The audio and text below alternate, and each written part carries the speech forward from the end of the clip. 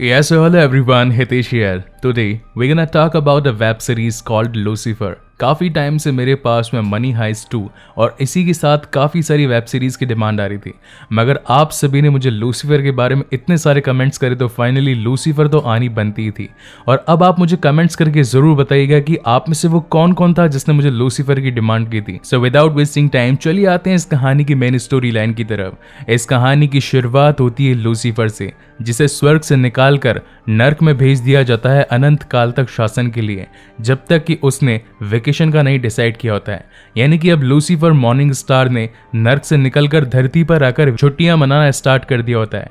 ये बात होती है सन 2016 की। यहाँ पर हमें हेल का डेविल एक इंसानी रूप में दिखाया जाता है और वो अपनी गाड़ी में तेज रफ्तार कहीं आगे जा रहा होता है। तभी पुलिस की नजर उस पर पड़ जाती है और वो उसका पीछा करते करते उसके पास पहुंचती है। इसी वजह से लूसीफर को अपनी गाड़ी रोकनी पड़ती है। तो लूसीफर पुलिस वाले से कहता है कि आखिर तुम मेरा पीछा क्यों कर रहे हो, मुझसे क्या चाहते हो। तो पुलिस वाला कहता है कि तुम अपनी गाड़ी काफी तेज भगा रहे हो, तुमने शहर के रूल्स तोड़े। तो लूसीफर कहता है कि क्या तुमने कभी रूल्स नहीं तोड़े। तब वहां पर वो पुलिस वाला हिप्नोटाइज होकर अपनी सारी गुनाह, अपनी सारी सच्चाई उससे कह देता है। हालांकि वो कहना तो नहीं चाहता था, मगर वो उसे ये बता देता है कि मैंने भी कई बार अपनी गाड़ी के रूल्स तोड़े और तेज स्पीड में गाड़ी चलाई है, फुल वॉल्यूम में हॉर्न को बजाकर। इस बात से लूसीफर हंसने लगता है और पैसे निकालता है और उसे पूछता है कि क्या तुम्हें पैसे चाहिए।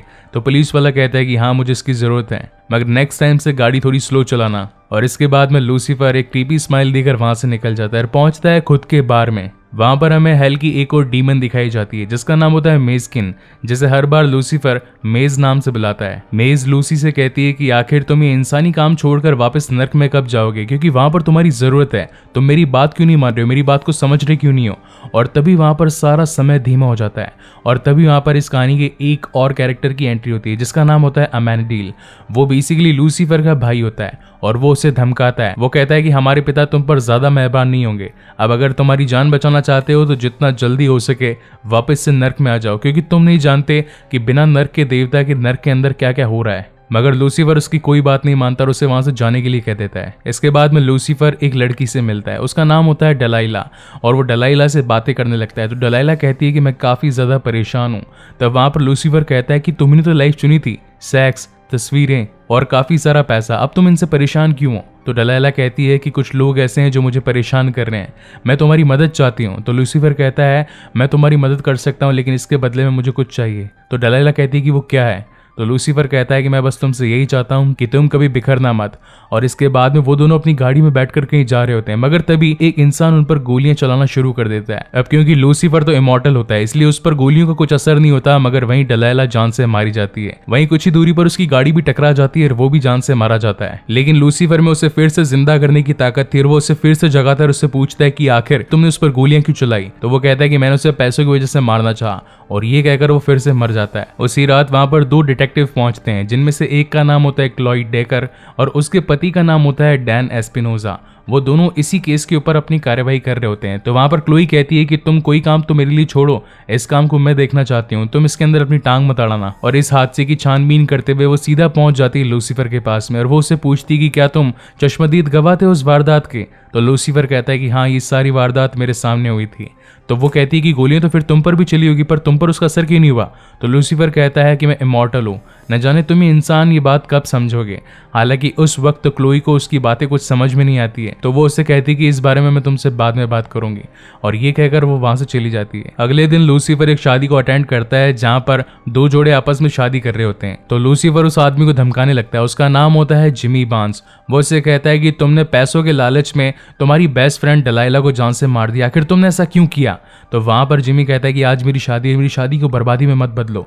मैं जानता हूं कि उसकी डेथ हुई है, मगर उसकी डेथ का असली रीजन मैं नहीं, उसकी डेथ का असली रीजन ट्रू वाइल है। तुम उससे जाकर क्यों नहीं बात करते हो। और अब न चाहते हुए भी लूसीफर को वहां से जाना पड़ता है। इसके बाद में वो सीधा पहुंचता है ट्रू वाइल के पास में और उसे जान से मारने की धमकी देता है और उसे सच उगलवाता है कि आखिर डलाइला ने तुम्हारा क्या बिगाड़ा था, तुमने उसे जान से क्यों मरवाना चाहा। तब ट्रू वाइल उससे कहता है कि उसकी दिमाग की स्थिति बिगड़ी हुई थी, तुम ही जाकर उसकी साइकाइट्रिस्ट से क्यों नहीं पूछती, क्योंकि उसके तो काफी सारे चक्कर चल रहे थे। उसकी साइकाइट्रिस्ट तुम्हें सब कुछ सच सच बता सकती है। और इस बात को सुनने के बाद में वो उसे छोड़ देता है, मगर तभी वहां पर क्लोई पहुंच जाती है और क्लोई उससे कहती है कि मुझसे पहले तुम यहाँ पर कैसे पहुंच गए, क्योंकि इस केस की इन्वेस्टिगेशन तो मैं कर रही हूँ, तुम यहाँ पर क्या कर रहे हो। तब लूसीफर उससे कहता है कि डलाइला मेरी काफी अच्छी दोस्त थी। तो वहां पर क्लोई कहती है कि आखिर तुम ऐसा कर क्यों रहे हो। तो लूसीफर बताता है कि आज उसकी जो हालत हुई है वो मेरी वजह से हुई है, अगर उसने मुझसे ऐसी जिंदगी नहीं मांगी होती तो आज वो जिंदा होती। तो क्लोई उससे कहती है कि आखिर तुम इन लोगों से सच कैसे उगलवा लेते हो। तो लूसीफर कहता है कि यही तो मेरी पावर्स हैं, मैं किसी की भी आंखों में देखता हूं तो वो मुझे अपनी सारी ख्वाहिशें, अपनी सारी सच्चाइयां बताने लगता है। चलो ठीक है, मैं तुम पर भी ट्राई करता हूं। और वो उससे पूछता है कि आखिर तुम्हारी क्या ख्वाहिश है। मगर थोड़ी देर बाद में जब उसका उस पर कुछ असर नहीं होता तो वो काफी ज्यादा कंफ्यूज हो जाता है, क्योंकि आज तक कभी ऐसा हुआ ही नहीं था। लूसीफर किसी से भी बात करता है, उसकी आंखों में घूर कर देखता, सच्चाई पूछता तो हर इंसान उससे वो बातें शेयर कर देता, मगर उन सभी का क्लोई पर कुछ असर ही नहीं हो रहा था। और थोड़ी देर बाद में उन्हें उस साइकाइट्रिस्ट के बारे में भी पता चलता है। तब वो साइकाइट्रिस्ट से मिलने जाते हैं जिसका नाम होता है लिंडा मार्टिन। मगर तब वहां पर लूसीफर कहता है कि उसे पेनी लेन्स के नाम से जाना जाता है, और इसी के साथ अब वो उसके पास जाने लगते हैं। मगर तभी वहां पर क्लोई को एक कॉल आता है, वो होता है उसकी बेटी के स्कूल से। कॉल पर बताया जाता है कि आपकी बेटी का एक लड़की के साथ में झगड़ा हुआ है और आपको अब भी एंड टू एंड स्कूल आना पड़ेगा। वहां पर उसका पति डैन भी मौजूद होता है और वो दोनों आपस में लड़ने लगते हैं। तो लूसीफर कहता है कि तुमसे बड़ा ढक्कन तो मैंने कभी नहीं देखा, तुम दोनों इतने बड़े हो फिर भी एक छोटी बच्ची के सामने लड़ रहे हो। यहाँ पर हमें क्लोई की बेटी भी दिखाई जाती है जिसका नाम होता है ट्रेक्सी एस्पिनोजा। और अब वो दोनों से घर छोड़कर अपने केस की इन्वेस्टिगेशन में फिर से लग जाते हैं और सीधा पहुंचते हैं पेनी लेन्स के पास में। वहां पर वो उससे पूछताछ करते हैं कि तुम डलाइला के बारे में क्या जानती है। तो पहले तो पेनी लेन्स उन्हें बताने से मना कर देती है, मगर जब लूसीफर अपनी आंखों से उसे घूरता है और कहता है कि तुम्हारी इच्छा क्या है मुझे बताओ, तो उसकी नज़रों में था कि वो लूसीफर के साथ में सेक्स करना चाहती है। तो लूसीफर उससे कहता है कि तुम मुझे सच बता दो और उसके बाद में मैं तुम्हारी सारी ख्वाहिशें पूरी कर दूंगा। तब वहां पर पेनी लेन्स उसे बताती है कि उसका एक लड़के के साथ में चक्कर चल रहा था, उसका नाम था ग्रे कूपर, जो कि एक हॉलीवुड हीरो है। इस बात को सुनने के बाद में वो दोनों वहां से जाने लगते हैं, मगर पेनी लेन्स उन्हें रोकने लगती है और वो कहती है कि तुमने मुझसे वादा किया था कि तुम मेरे साथ सेक्स करोगे। तो क्लोई से कहती है कि क्या तुम सचमुच ऐसा करोगे।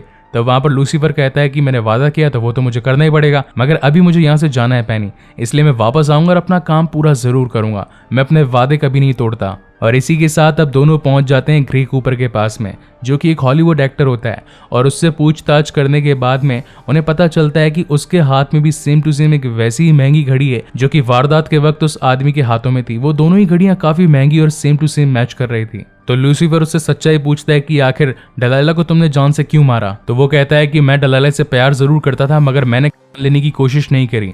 और उनकी ये बातें चली रही थी, तभी वहां पर ग्रे कूपर की पत्नी आ जाती है और उसकी पत्नी साफ पता चलता है कि ग्रे कूपर ने डलाइला को कभी जान से नहीं मारा होगा। अब इस बातों को सुनने के बाद में लूसीफर और क्लोई वापस से खुद के बार में आ जाते हैं और तभी क्लोई वहां पर टीवी देखने लगती है, जहां पर उसे पता चलता है कि डलाइला जो कि एक पॉप स्टार थी, आज उसके सारे रिकॉर्ड्स की कीमत दुगनी हो चुकी है। तब वहां पर उन दोनों की बत्ती जलती और उन्हें याद आता है कि जब भी कोई पॉप स्टार मारा जाता है तो उसका क्रेडिट सबसे पहले तो उसके प्रोड्यूसर को जाता है, क्योंकि प्रोड्यूसर ने ही उसके पॉप रिकॉर्ड्स में पैसा लगाया होता है। और अब उन दोनों को क्लियर होता है कि उसकी मौत का असली जिम्मेदार और कोई नहीं बल्कि खुद जिमी बार्न्स है। और इसी के साथ अब वो दोनों उसके घर पर पहुंच जाते हैं। वहां पर जिमी बार्न्स अपनी एक रिकॉर्डिंग कर रहा होता है और तभी वहां पर लूसीफर उससे कहता है कि आखिर तुमने उसे जान से मारने की कोशिश क्यों की। तो जिमी कहता है कि वो मुझे परेशान कर रही थी, मुझे शादी के लिए बात थी, जबकि मैं उसके साथ में नहीं रहना चाहता था, इसीलिए मैंने एक किराए के गुंडे को हायर किया। मेरे पास पैसे नहीं थे, इसलिए मैंने उसे अपनी महंगी घड़ी दे दी और उससे डलाइला को जान से मरवा दिया। इस बात को सुनने के बाद तो अब लूसीफर का दिमाग और ज्यादा सरक जाता है और वो उसे मारने के लिए आगे बढ़ता है, मगर तभी उसके हाथों से गोली चल जाती है और वो गोली सीधा जाकर लगती है क्लोई को। तो वहां पर लूसीफर क्लोई को बचाता है और कहता है कि मुझे बस 2 मिनट दो, मुझे एक अधूरा काम पूरा करना है। और वो अब आकर जिमी बार्न्स को अपनी असली फेस रिवील करता है, वो थी डेविल की। उसे देखकर जिमी बार्न्स काफी ज्यादा डर जाता है और थोड़ी देर बाद में हमें सीन दिखाया जाता है हॉस्पिटल में, जहां पर अब क्लोई की आंखें खुलती है। तो वो लूसीफर से पूछती है कि आखिर मुझे यहाँ पर रहते हुए कितना टाइम हो गया।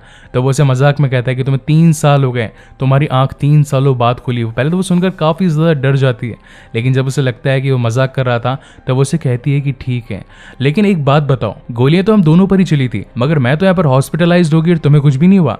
तो लूसीफर कहता है कि तुम इस बात को कब समझोगी कि मैं इमॉर्टल हूं। और तभी उनकी बेटी ट्रिक्सी भी वहां पर आ जाती है। अब उन दोनों को बातें करता छोड़ लूसीफर वापस से अपने बार में आ जाता है और जैसे ही वो अपनी गाड़ी पार्क करता है तभी वहां पर उसका सौतेला भाई अमेनिडील वहां पर पहुंच जाता है। जैसे ही वो वहां पर आता है वहां का समय धीमा हो जाता है और वो उससे कहता है कि अब भी तुम्हें मैं एक मौका दे रहा हूँ, तुम्हारे पास में एक डील है, अगर तुम अब भी नर्क में वापस चले गए तो मैं तुम्हें जान से नहीं मारूंगा।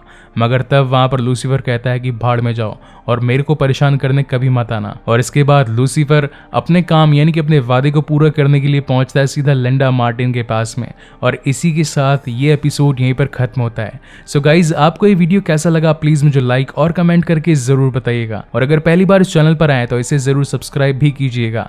इसके बाद में मैं लूसीफर के सीजन 1 का सेकंड एपिसोड जल्दी अपने चैनल पर लेकर आऊंगा। And again guys, thank you very much for watching this video. मिलते हैं अगले वीडियो में।